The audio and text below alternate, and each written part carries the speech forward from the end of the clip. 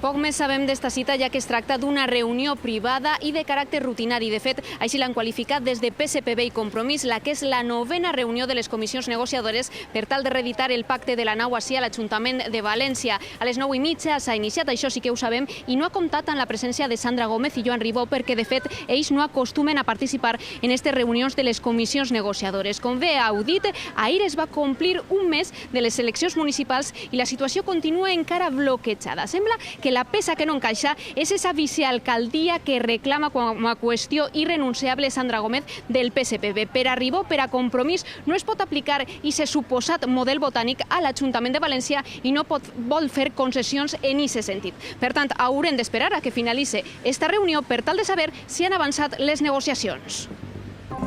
Fa només uns segons hem vist arribar el que és el representant de Compromís en esta reunió de la comissió negociadora. Recordem, la novena per tal de renovar el pacte de la nau ací a l'Ajuntament de València. Doncs bé, Amadeu Mezquida ja està dins d'esta sala de juntes que tinc a les meues esquenes, però encara no hem vist arribar a Borja San Juan, que és el representant del PSPB. Encara no sabem com estan les coses, perquè s'ha produït un recés de més de mitja hora en esta reunió i estem a l'espera de que reprenga. No volen atendre els mitjans de comunicació fins que no finalitzi, per tant, no sabem encara si la que ara mateix és la pedra en la sabata i la vicealcaldia reclamada i exigida per Sandra Gómez es pot salvar i es pot renovar així el pacte de la nau a l'Ajuntament de València.